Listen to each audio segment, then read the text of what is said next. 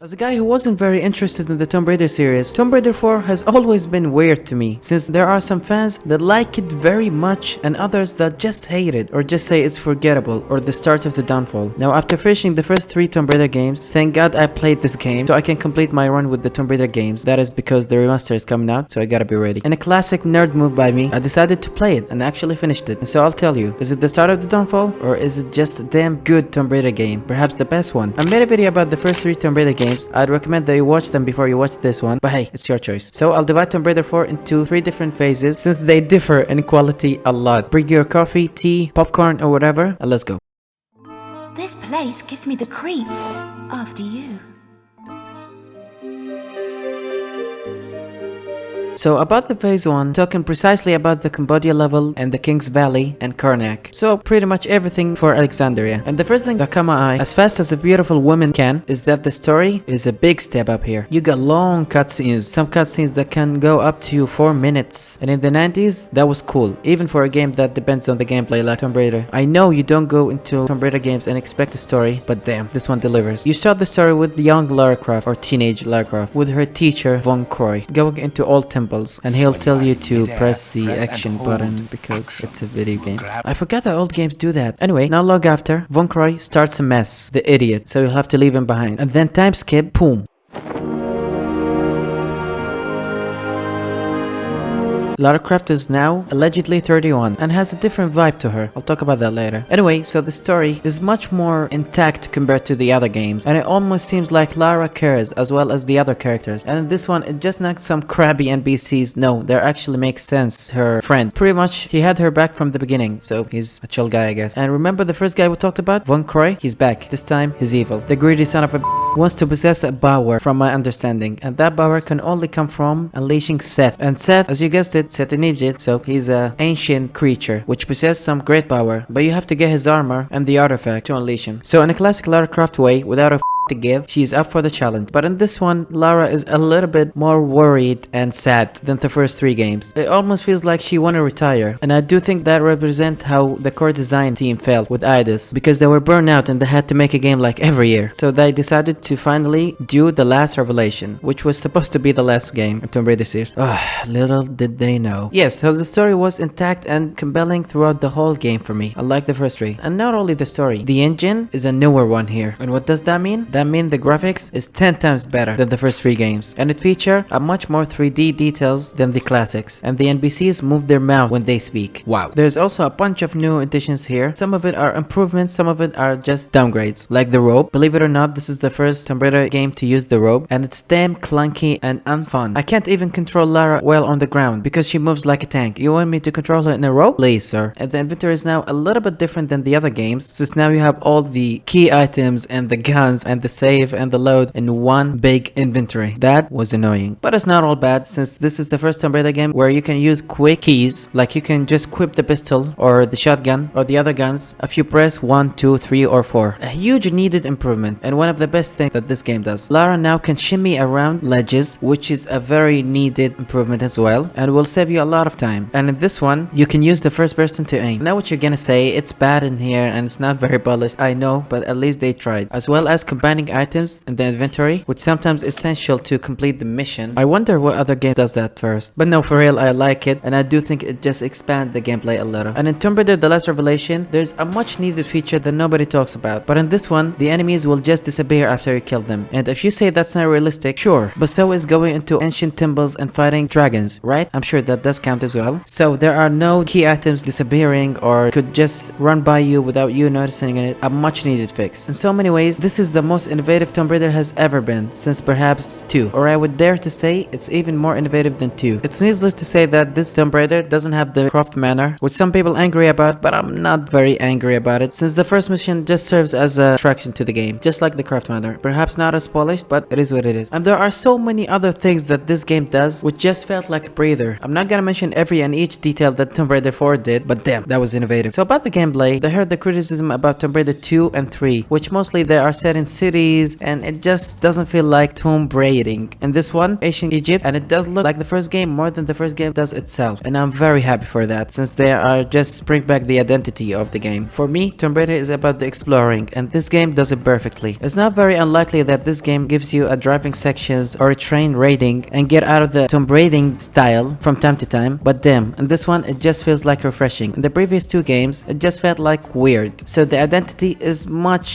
better in this one, and the traps are much believable in this one. They are nothing like the third game, which will just want to kill you without it being fair. In this one, no, it will be much more reasonable, and you can actually dodge them and stuff. The puzzles take a huge upgrade as well. It's much more believable, and since the texture is upgraded, you will have a much more clearer way navigating your object. And it's interesting as well. There are some room which can be vertical or horizontal based on you pulling a lever, and there are a mini game which I love very much. I don't know what it's called exactly, but pretty much you have to roll the dice, and the white racist is the amount of moves that you can get, so you'll have to choose which one to move, the red, the green, or the blue one. Such an enjoyable experience, and this is one of the highlights of Tomb Raider 4 for me. You can even lose the game and just carry on with the mission. It doesn't really matter. It's just beautiful design. I felt right at home in this one. It felt like Tomb Raider 1, and there is a very special mission like the Desert Railroad, and I'm not gonna say much, but Tomb Raider on the train. What could go wrong? Except for everything, but damn, that was fun. And that concludes the first phase of the game.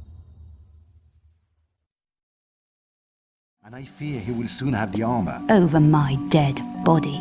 This I fear also. I shall wait here for news. Return if you feel I can help in any way. Good luck, Lara. I fear you may need it. I make my own luck. Now here's the second phase of this game, which starts from Alexandria and almost all of Cairo, except the last mission, which is the Citadel. And you ask me, how is it? Terrible! Even worse than Tomb Raider 3, believe it or not, and harder. So, Tomb Raider 4 does a habit, is that sometimes it does not explain the mechanics well. So you're gonna do a lot of things for the first time, and the game will not tell you. You'll have to just guess it, or watch a walkthrough, or do a cheat or whatever. And that did happen many times. In the catacombs, you'll have to push a button only for it to just activate something in the previous level. How you would guess that? Well, I don't know. It's such a bizarre experience, and it does remind me a lot of Tomb Raider 3. Do that there so you can activate something in the beginning of the level. Stupid. And you have to do that to burn the road. Does this even look like canon?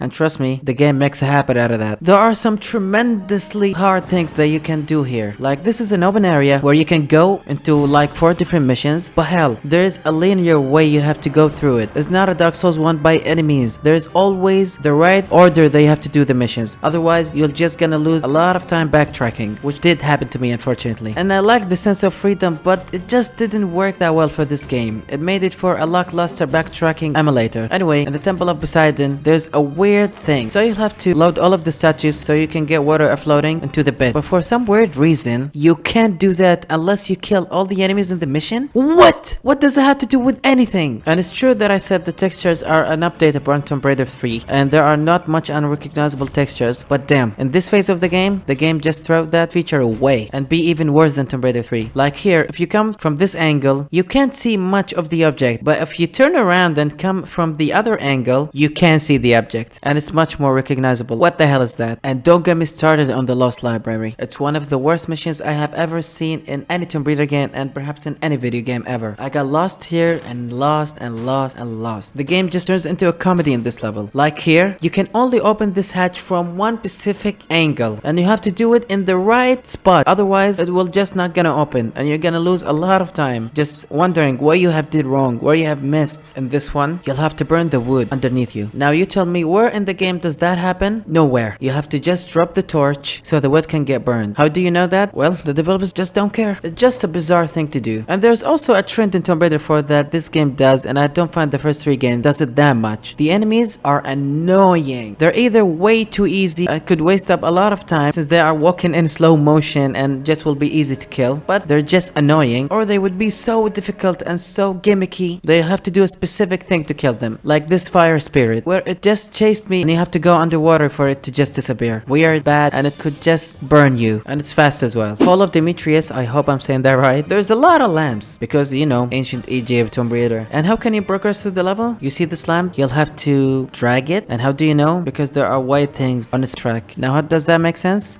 I guess it did to the only one that designed it. In Cleopatra's Palace, you'll have to use this item here and click use on it. Now does this mechanic appear in the previous levels? No, just guess that out of the blue. And the Cairo levels? Don't even get me started on those. Matter of fact, I'm not gonna start with them because everything in the Alexandria levels is here. Just multiply it by 10. That's how bad the second phase of the last revelation is. Now obviously there are some good things here as well, but overall it was just one of the worst things I have ever seen in my life. Like the game just butchered me left, right and center without even a care in the world. I appreciate much of the ideas that the game persuades you to do, but it just eventually end up being very annoying and problematic. Anyway, that's the second phase. And oh my god, I wish that was the last phase because I was so done with this game. Barking mad.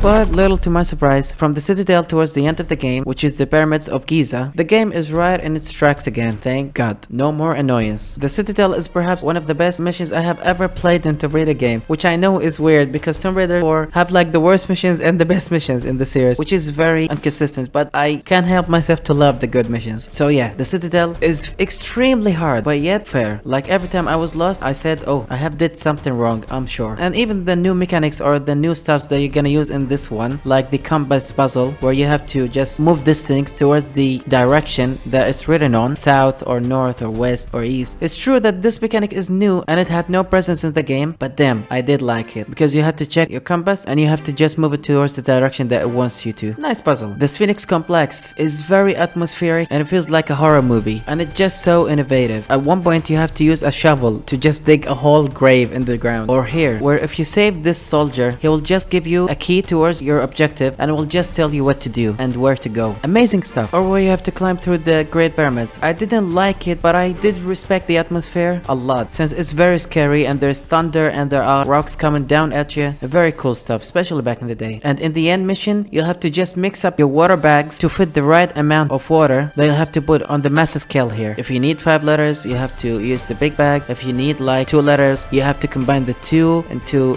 get the right amount. Like this is just amazing and pure level design. And I know it does have some annoyance here and there, like here where you can never guess that you have to move this thing and it turns out to be a main objective, and I lost a lot of time just trying to figure it out. But for the most parts, the phase 3 is very good. Perhaps not as good as the first phase since it does have some annoyance here and there, but as far as Tomb Raider level design, I want this in the next games. Until finally you reach the end and this happens.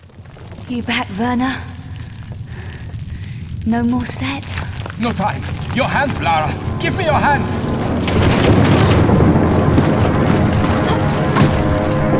Take my hand.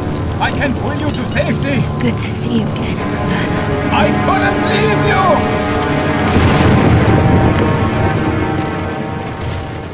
you. Rest in peace, Lara Croft. For most people, this is where the series ended, hence why it's called The Last Revelation.